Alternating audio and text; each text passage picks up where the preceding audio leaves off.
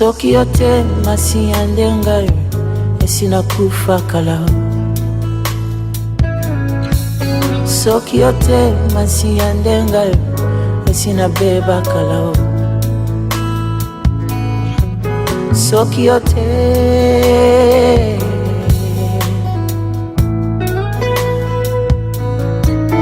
batia na liste ya liwa balengela ngapo na kufa kasi ngolu ya nzambele ki makasi penza.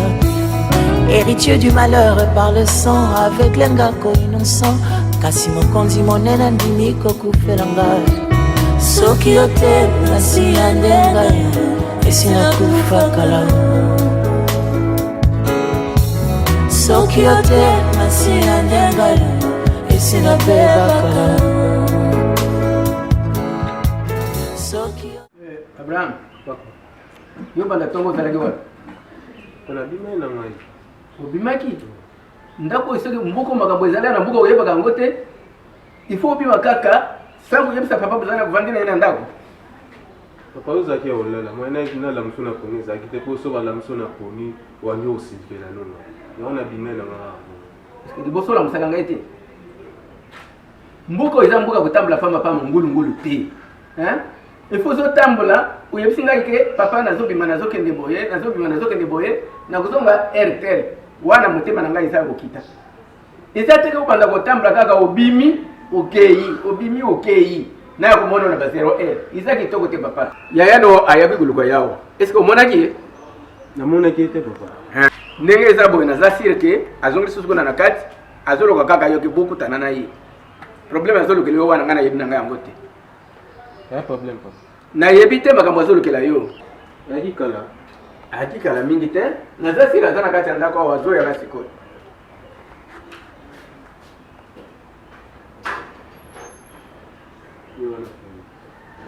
Yo wana ye. Itali yo ya so bulukela yo. Soki ya mabe soki ya malamu yo moko yo gango. Bonjour.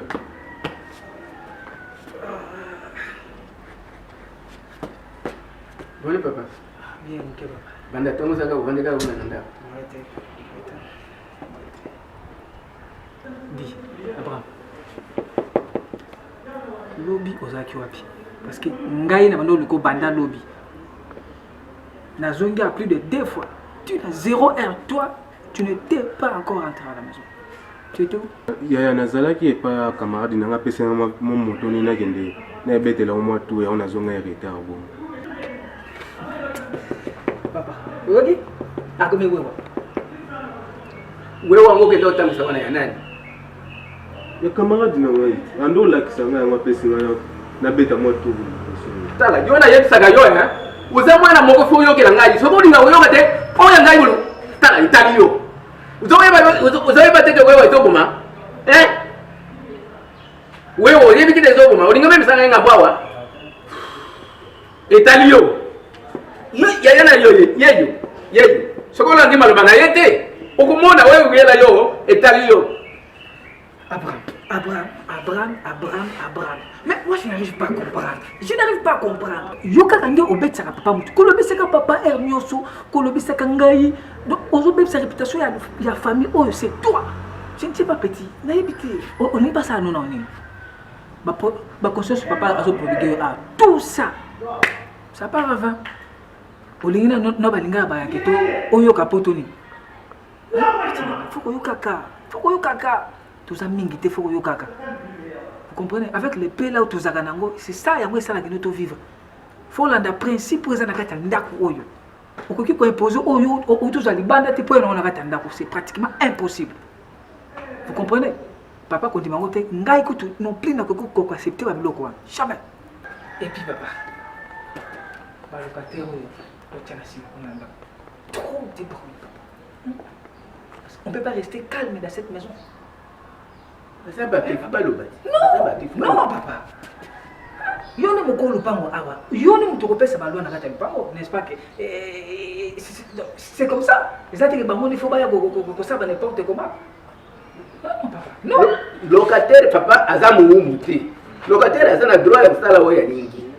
Bongo na yo ya pesa wana, isa ya pamba te. Il faut ça musala na yo, beso ka solo na mana na ye, obena mwasi na ye. Il faut solo la. Alors, locataire a la mon bouteille, là, on a fait que Ok, c'est bon. Mais le locataire a dans mon bouteille, mais le locataire a pour foutre la landa quoi. Au solar, on a pas des gens qui n'ont pas la boye, non pas de la limité boye, maquiller les boyetés, ton lingaboyeté, n'est-ce pas que c'était comme ça, papa? Mais bah, moi, qu'on violait, bah, l'oignon, yo tiens la tanda quoi.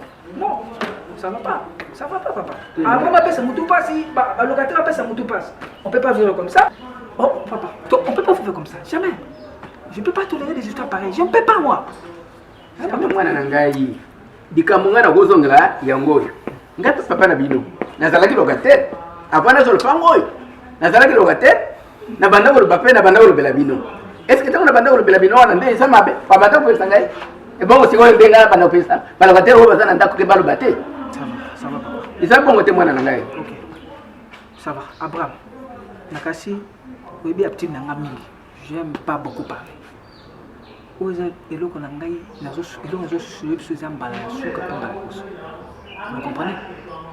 Oza mwana suka faut koyokaka. Tu comprends? Maman nous surtout suka ndibana oyo ni mwana mema ko leso ba we wa shepa mwa kwala. Alors faut cesser.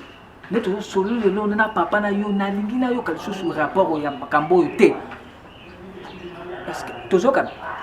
OK. Soki obandeli yango. Nakozala sikoyo badisposition nyonso atake yaya na kati ya ndako tokani nayoki oyokala noka mbala moko te oyo nayoki ntango otikala nsima osali oyo ya yo olingi. Bon papa, moi je pense que nazongi na nsima ngai mwana kaine na bamakiela parce que comme si vous n'arrivez plus à contrôler cette parcelle. Alors moi-même je vais prendre des dispositions. olobela bango makambo mosusu kuna te tika bango bavanda kimia.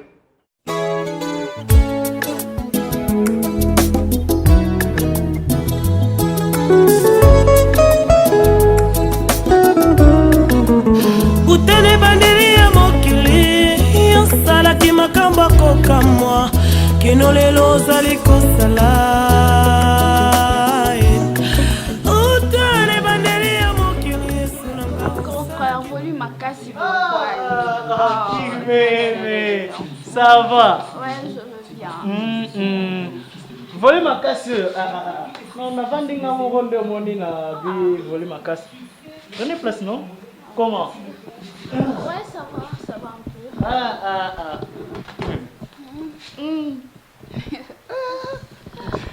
Tu as grossi, hein? Ah, mais je suis toujours comme ça, non?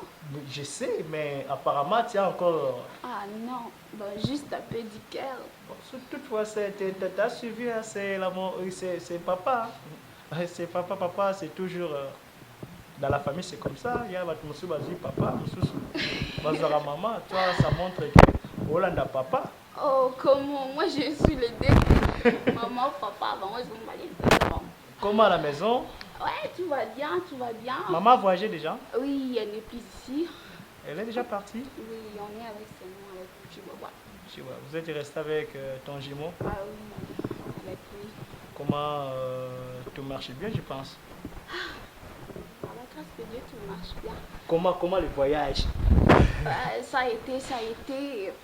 Sauf que vous me manquez, je voulais juste vous voir, ça va me bailler. Tu sais, tu es notre cadette et quand je te vois, ça me fait du bien. Parce que tu es la seule de notre famille. Vraiment. Grand frère, votre femme, elle est où? Elle s'est déplacée. Bon. En principe,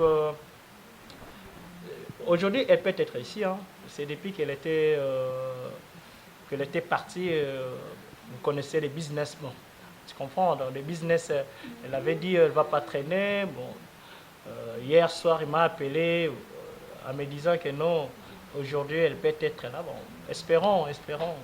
Peut-être aujourd'hui, elle était partie juste à l'extérieur. Ah, vous ennuyez alors, grand frère, toute seule dans une grande maison comme ça.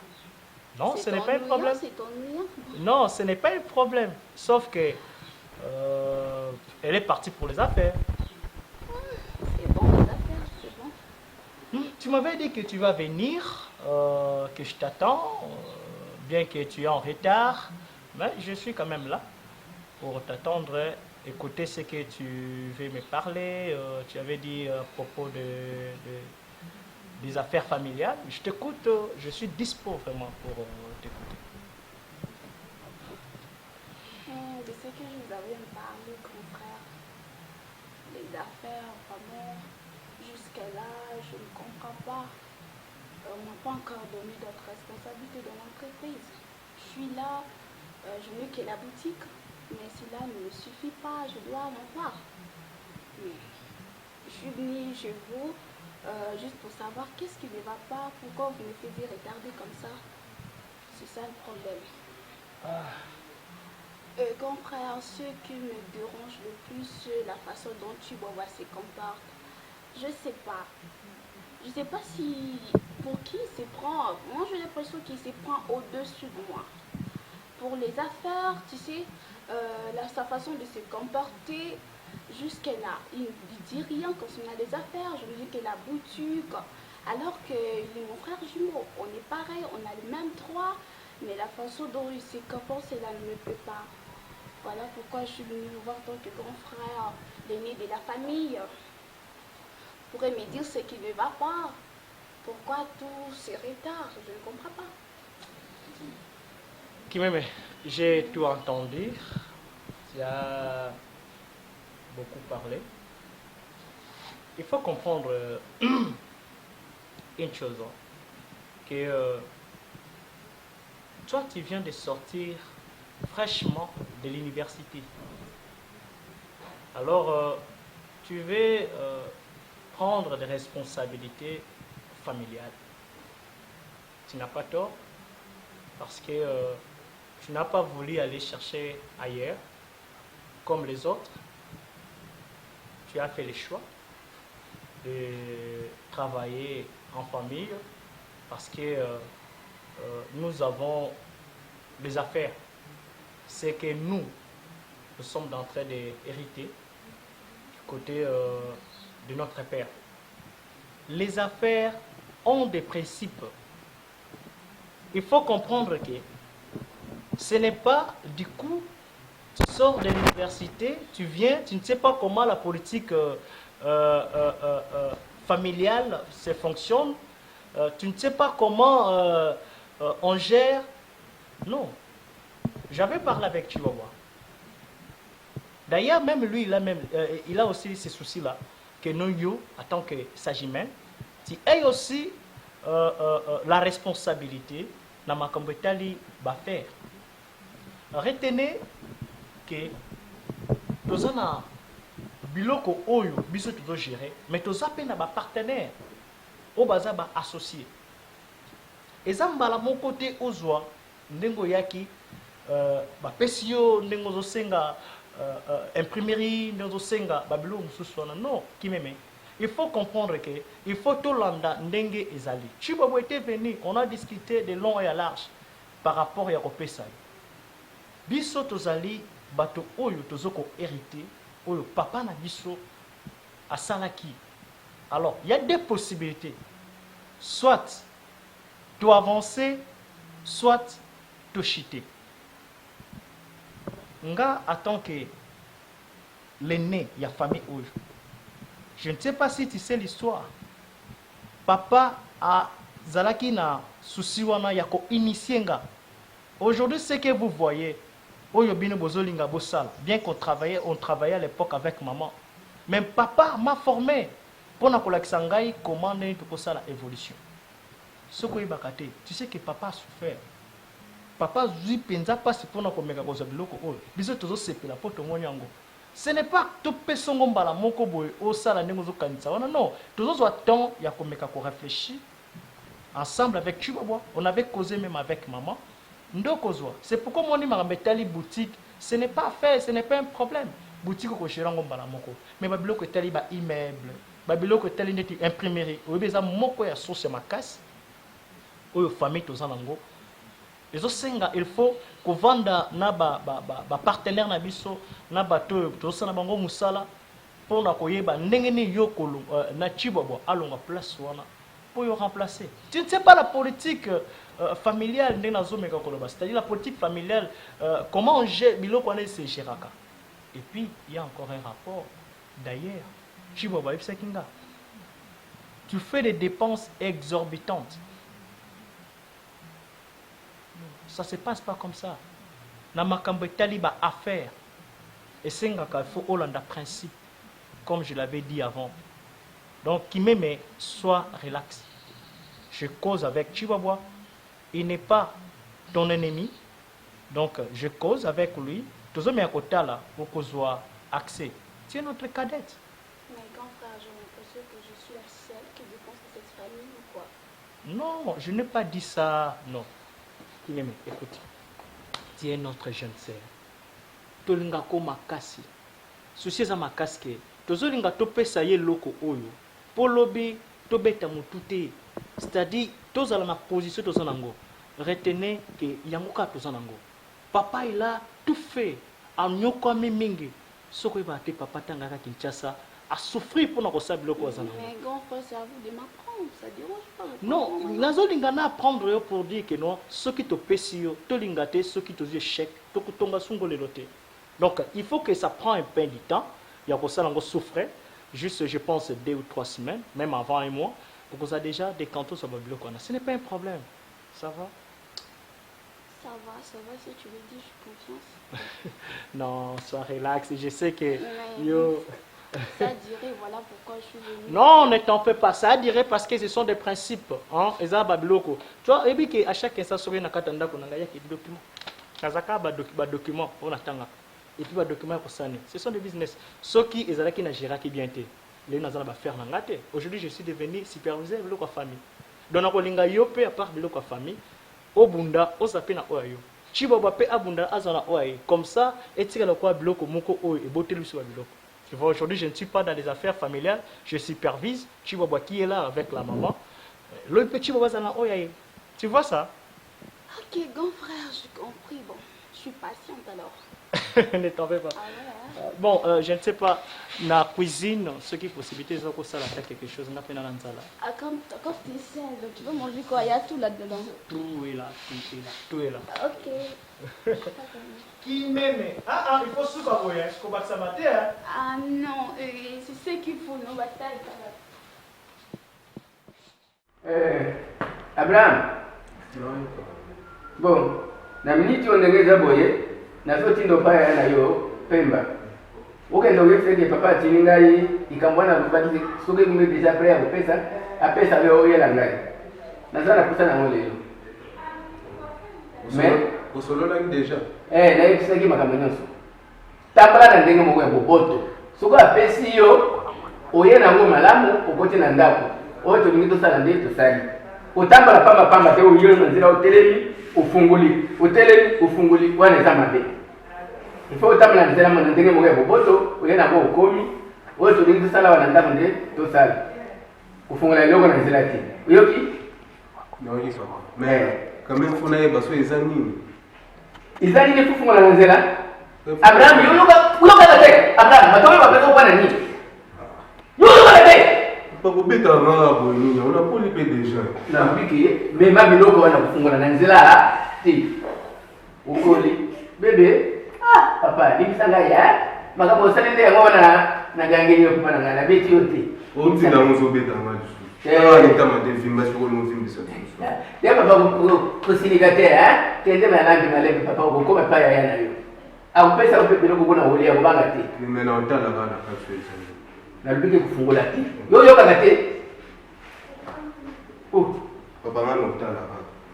meka soko omeki kofungola na nzela okomona mwana mobimba yinga oyokela ngai te nasala nini bon ça va nakondela kaka po aza mwana tika mwana asala otelema eza te Tu vois, ça va? Eh, ça va, Kimini. Et Ouais. toi? Ouais, je vais bien. Tu assises comme ça, rien à faire. Hein. Ouais, ben, j'étais à la maison, c'est ma chaleur, le Kimini. Alors, je donne à Kalamini. Tout le monde apprend à. Je prends un peu de l'air, tout ça. Moi, je suis fatiguée. Je viens de chez grand frère. Vraiment, il s'ennuie, tu sais. T'as mis comment? Il est seul, il s'ennuie avec ses documents tout le temps. Vraiment, c'est ennuyant. Mais il fait des affaires. Des affaires, mais Alors? il est obligé de le faire parce que sa femme n'est pas là. Même si quand sa femme était là, il faisait toujours des affaires. n'est pas dit que non, ce mois, tu n'as pas dans son document. Non, c'est pas ça. Mais qu'est-ce qu'elle fout là-bas? Elle dit, elle prend de moi et son mari comme ça. C'est comme si elle n'est pas mariée. Je ne comprends pas, je ne comprends pas. Qui m'aime, arrête de dire ça. Ok? Mais c'est la vérité. Quelle vérité? C'est la vérité. Quelle vérité, je J'ai demande? l'impression que mon grand frère est abandonné. Abandonné comment? Mais sa femme n'est pas toujours là. Je ne sais pas qu'est-ce qu'elle fout là-bas. Ben, je ne sais pas, mais elle n'est pas toujours là. C'est toujours les affaires, le voyage, les voyages, les voyages. Écoute. Avant que sa femme voyage, il faisait toujours ce qu'il est en train de faire aujourd'hui. Il n'est pas dit que l'absence de sa femme n'est pas dit que non a commandé dans ta non. Je sais, mais grand frère n'est pas du tout du genre à trop parler. Il accepte tout. Mais moi, c'est là, je ne peux pas l'accepter. Je ne peux pas l'accepter. Qui m'aimait, ma chère. Je t'ai toujours dit, il faut toujours chercher la paix. Tu comprends? On a dit que nous, bandi boy, on est ma famille à battre. Ce qui, comme bandi, andimi moi, si n'a voyagé, a ébilé pourquoi. Tu comprends? Là, c'est que non, il y a wana, donc, et comme des petits, au niveau de la côte, on a quatre familles à Bangolandela. Holandela, où est vers Bango? Non, c'est pas bon. Mais c'est mon grand frère. Bien sûr. C'est mon grand frère, je dois tout savoir. Quand quelque chose ne marche pas, je dois le dire. Est-ce qu'elle peut m'en avoir à quelle belle? À quelle belle?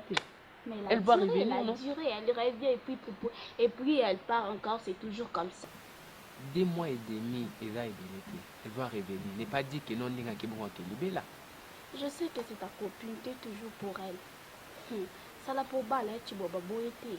On va m'en aller faire un C'est ça que moi j'aime pas.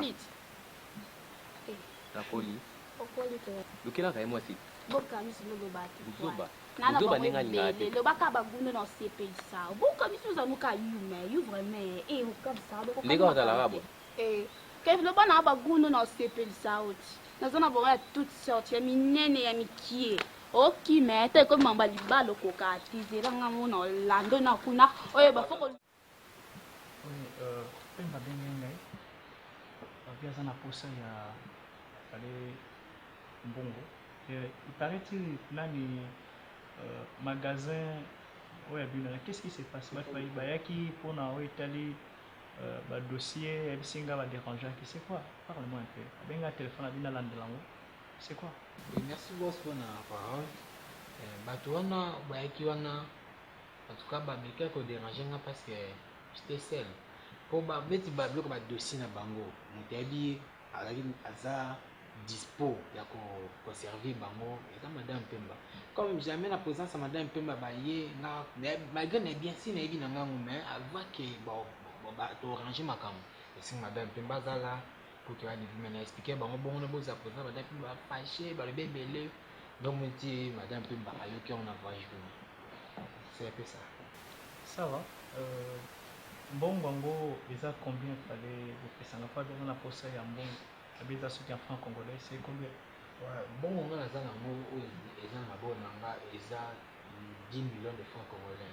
Et c'est que na livrer yo to livrer na compte na yo yonde o transférer à ça pour donc faut bo tinda ngona compte na ngai. Ouais, o tinda na compte na yo yonde transférer place à ça. On a ici encore $, pour n'atteindre. Ça va, namoni ba dossier linga wana. Comme ça, na meko examinango, na meko kolanda na ba problème ya ndene. Elle singa pays pare ba document musuiza na sepo na Italie autorisation ya magasin na bino. Je vais voir na ko meko ça l'étude nango na ba ndene. Merci. Na ebité soki à part mbongo na dossier wana soki lo musuiza ali. Non, à part celle exactement. Mais je souhaitais que même lobby ou les cas sur le team ça là c'est une possibilité aux ala ou les canons na une escate aux ali pour yomoko o mekanga ko expliquer bande ko wana pour dire nga pena tellement pour na dossier on a souhaité qu'il tombe au ta musala ou les cas expliquer bon ndeni bosso na madep ba pour na mambango. Ça va, nayoki demain j'aurai pas le temps parce que maintenant là on a préparé dossier moko na zanango, j'ai une réunion quelque part et puis na ba papier pesinga on a mes côtés à la première opposée. Si j'aurais des problèmes, je vais appeler ma nani Chibobo peut passer là-bas. Soit qui même si au cas contraire on peut pas disposer na ba kamba ça là. Donc bien même conseiller juridique na biso la ndango kwa yeba si il y a un souci. Comment la négocier la cas yo ningo benga pour na dima donc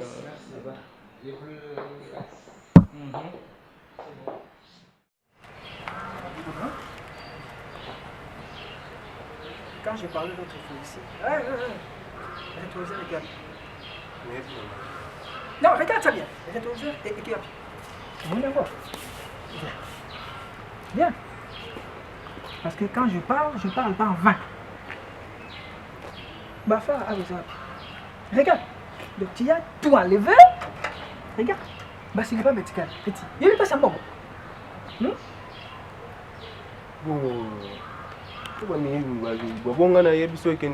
D'accord.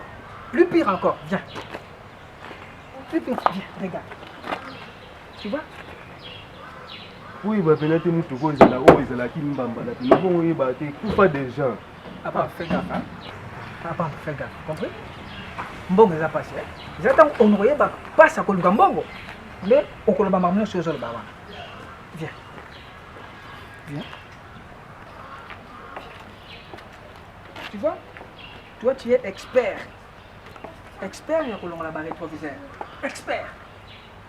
Tu vois? Ah bon, dis-moi un peu. Dis-moi un peu. Donc, ma vie, on n'a qu'à ça la vie. On n'a qu'à exactement. Dis-moi un peu. Pourtant, on a essayé de nous somber dans la moto. On a raté. On a essayé de nous combien de fois. On a combattu moto. On a mis tout qui me bambala ou on a fait ça on a nanda. Abraham, tant papa va t'aller sur la maman. Va t'aller sur 4. Monsieur Soana, on a l'andinga, mais qui paraît que tout est. Vous comprenez? Tu comprends? Mais quand tu fais des histoires pareilles, c'est comme si on a sous ça, il y a un autre. Nous avons c'est un peu pour ça, et puis c'est sous force. Toi, tu fais que des trucs. J'arrive plus à comprendre, moi. J'arrive plus à comprendre. Non, Abraham, j'arrive plus à comprendre, moi. Nasuna Maël Nasuki. Oh, bon, ça. Ah, maintenant, il faut pas. Bonjour, c'est Kanga. Il y a pas de bébé non fait là, mais tellement là 4 pays là. Et puis là.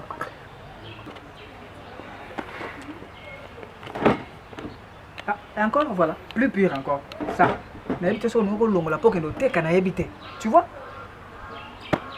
Ok, j'ai compris que bah tout ça va salir ça bango va salir ça bango peut-être. Oh, alors dis-moi un peu. Projet là, il paraît il y a wewa, il y a moto. Ils ont gagné. Bon on a bino gaga. Bon on a kamba bon on aura ndem te sala. Ba wewe zana ngwe belé apa masa nga. Ya lobini. Siko to gembe. Ah, Nzambe na ngai. D'accord, c'est bon. Na revendre ça na papa pour sur la makambo. Vous comprenez? T'as le temps. Tu vois, ma tite est comme partout. Na papa, maman sanga lonaki, tout ça. On ne songeait même pas que l'on a la matite. C'est que promener, ouais, avec, je ne sais pas, tes amis là, je ne sais pas moi. Regarde. Eh bien, Moussa, nous sommes pour ça. Ou papa, nous sommes là. On a dit, madame, tu n'as qu'un dérapage, on l'a fait matite. D'accord, c'est bon. C'est bon. Kanissa a petit. Kanissa bien. Il faut bien réfléchir. Mbani wapi papa nanga nakoluka yo butupemo la musa elika ya mitema ya batwe bisoto melemi koka. Ça va? Ça va? Ouais, j'arrange les choses, tu vois. En fait, malgré tout, on a chambre, on a raté que là, on a je t'ai regardé dehors, mais tu n'étais pas. En fait, je voulais un peu te parler. En fait, Nathalie, on a chambre, non, on a la guitare. Mais non, Nathalie, peut-être dans la cuisine, tu n'étais pas là. Eh bien, je voulais un peu te parler avec toi. concernant quelque chose. Vas-y. Kimeli, tu es ma sœur, n'est-ce pas?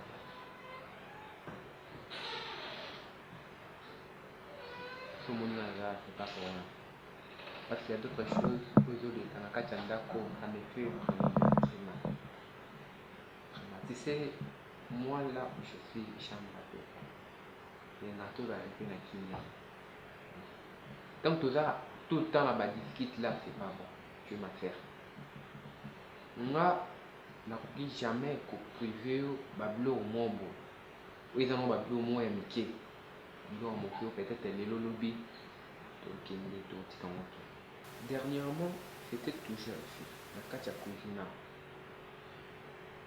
Il y a finalement une solo, une babanzine. Tu as tout dit, tout ce que tu avais envie de dire. Par rapport à ça, je manquais même à dire. Encore une fois, maman giflanga pour la etc. Et n'habiti, ton doki de tu vois. Nalinga Kayo, qui est ma jumelle à moi. Maman nous a toujours dit, on a dit ma préférée culture. Maintenant, dis-moi, nous avons monté envers le pourquoi. Pour l'année. Hein? J'aime la paix. Les gâteaux à la bien. La paix est régnée entre nous. Les Arabiens ma carte. Que tout le marabout, toi, mon oh non, il y a un déconné. Non, c'est pas bon. Mais c'est toi qui commence. C'est moi qui commence. Ouais. C'est vraiment cher. Ouais, je suis ici, c'est toi qui commence. Ok, c'est bon. J'ai accepté. Bon, je vais que paiement est régné entre nous. Ok? Hein? Ok, si tu ne cherches plus alors, ça va? Tout ira bien. D'accord, bon, je te laisse continuer ça. Non? Donc c'était juste. Donc on dit dans un an, vraiment on a besoin de ça. Ok, c'est bon. Ok, bon travail. Bon, papa, j'espère que non, tu n'as pas la peine. Soit là, il peut m'accompagner. Bon, malheureusement, il n'est pas là. Il n'est pas ici au Congo. Bon, cela n'exclut pas que tout cela attaque grand frère Nangaï Nayo. C'était juste concernant notre petit frère Abraham. Papa. Ok. Vous avez juste que c'est un peu à côté de Libanda Mboka. Botinda Abraham Libanda Mboka. Libanda Mboka ya wonde wapi? Buzu kaka Abraham yewe kaka mbona zana ye. Botinda la ngaye Libanda. Siko ngaye wana kuvanda na nani? Papa, moi je suis pas ici. Yo uzaliawa. Yo uzalaka kuna na ukipenda makambo na wewe msuzuzu sala. Siko soko na yoki kusa mai na benga yoke yaka uzula ngama wana namela. Papa. Makamwana nazo pekisa bino bala na mbala pona mwana na ngai. Mwana na ngai na lingiteke bobi misaidi bala ke dokutambala pamba pamba. Malamu ata pasi. Papa, alléluia. Papa, yoka. Kitsa na mutema, kitsa. Na yebi ki aza mwana suka. Na papa, olinga kai minyo. Mais si tu vois qu'il déjà compromis ma petite sœur Pemba. Yango to na kilelo, lokai azate ngana ye na informer yo. Jusqu'à ce que tant ya route voyage akoya, nde to koluka solution to sala po que no to faire voyager. Yango ada atetanga na anticiper déjà na ko yebisa yo que no akobima libana ya mboka. Yo siko déjà obani ko contraindre mon papa. Ozo mati que ça sens te. Jamais Abraham akobima libanda ti. Akokende te. Soko bolinga botinda Abraham libanda kende. Malamu tokende nanga moko na bato sirve mwana na ngai. Non, papa, pas jusque là.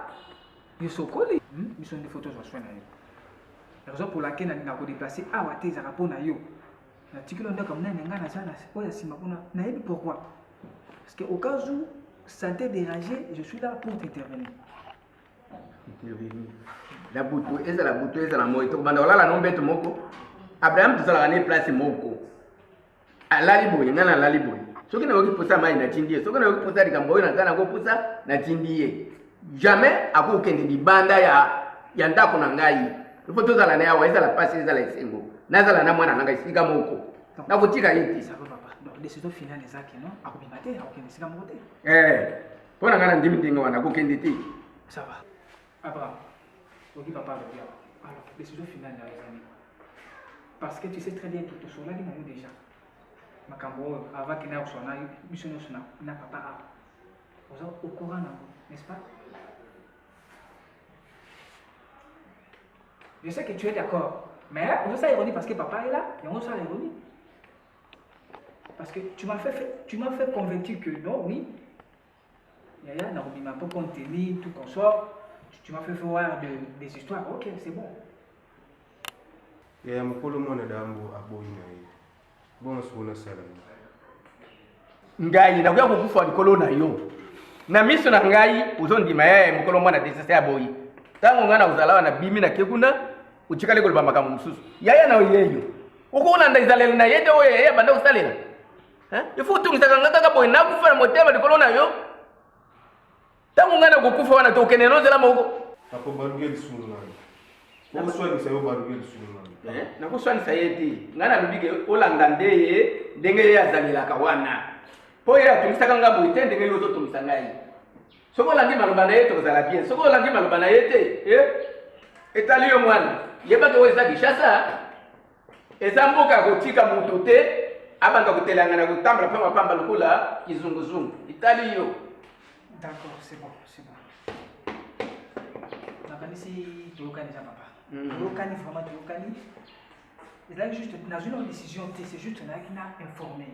Je répète ça bien. Donc à ce moment aussi dans une décision parce que dans une décision dans notre attaque peu bazar à tête yozali. Vous comprenez? Donc peu bazar tête yozali on a quelque juste pour informer. Donc peu bazar ce qui a lié ndé tout voir ensemble il faut le plus tout ça là tout ça là pour que nous tout décanter situation il faut avoir quelle que soit décision d'ailleurs en tout cas faut avoir c'est pour son bien. Mais alibaki nini mkula suka wana alibaki bosombela ye wewe. Muzana moyete bosombela ye wewe waita ces histoires de wewe là. Oui papa, wewe c'est bien. Mais cela ne suffit pas papa. Vous comprenez? Azala no gêne. Parce que soit bile bana mboka azuba formation ya malamu tant voya na mboka awa akosela mboka na ye. Vous voyez que akosala utile même si yo zatenga na zate akosa sortir bien. Hein papa? Zala mpe na place na biso. Kuzala te pona mwana suka zala na place na biso. Tala susu biso ba ya na yeto zana. Vous comprenez papa? Je transmets à tout moment sur les autres sur le Makambo et Abraham. Toujours je transmets pour nous. On a toujours quoi opposant à Makambo. C'est pas bon papa. Kasi nazulu papa za mwana tsuka na kende na kulba nini? Solo na papa. Ndoko mesa ko lepa solo na papa. Bo Abraham. Abraham. Na miso ya na yozo yokindenge ngana zoluba. Na zo boya ke moye bachi ndo libanda ezate kiloke ukendo kumona fasi. Soko ushange izalilo no wana te. Na kuyokela bana ngai. C'est mwana ngai boso wana mobali funa yokela ye. Ukendo kumona wewe noso kumona kuna etalio. Ngade nesena kumina ngambo kolwa mwana sala sosote noma ezate. O ezambuka ya kundima kaka limba mutu mogote. Papa uda uboyi siko ngana sala. Uboyi ndima sala pe oyo ngana zoli. Action. Ouais, salut Chuck, moi c'est Jean-Pierre Matoko. Du coup, c'est une cinématographique Congo Dieto. Ouais, on est là. Tous pour nous souhaiter une meilleure vœux. Joyeux Noël, bonne année, de bonnes choses à tous nos fans. En plus, je salue tout le monde. Moi, je suis en Arabie Saoudite. Je sais que je suis en Arabie Saoudite. Tout la Sabino Pesasika, ma moto. C'est encore toujours la confiance au Pes Arabie Saoudite. Consommer du son niveau, mais ça n'a pas consommé du son. Check, à plus. Hello Kinshasa, my name is Christian Matobo, je suis acteur du groupe Congo Dieto. Je souhaite merveille et bonne fête à ma fan tout balinga Congo Dieto, à plus sans oublier ma famille merveille, la famille nanga, na bosen nabiki bana kin, bouti koto la pièce na biso ya sikamote ma moto. Babi ke ko zapete parce que kunde mamba bien za auto bombeli bina moto moto. Yango na zo ya ngoto pesi bino. Swami moni se pa inayo. Alobiete zonga na ino kota na mozido ya liloba na ye po ete tala bisika yo siliko kwea zonga pe okomona ye Jérémie 29:13 luka ye na motema na yo mobimba haleluya.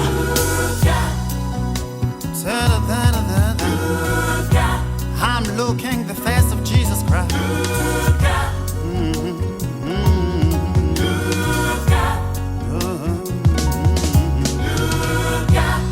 Yo moto basa leke la yo moto bolamo yanka lisusu te yo moto lo samo na yepe nzambe komakate Yo moto kimana moto mbezala kate. Yo moto nzela nayo etonda sena molili. Yo moto mobibisya mabongisya bato. Yo moto mabele yo kelakate. Yo moto lupe mbanyonso hekenda. Salambangu luke longi naye. Salambangu zonge la ye Yesu. Salambangu tato la hoyosala. Yamabehe bwaka yo musika ya nkolo nayo. Helongina ye Luka Helongina ye Helongina ye Ay Yo moto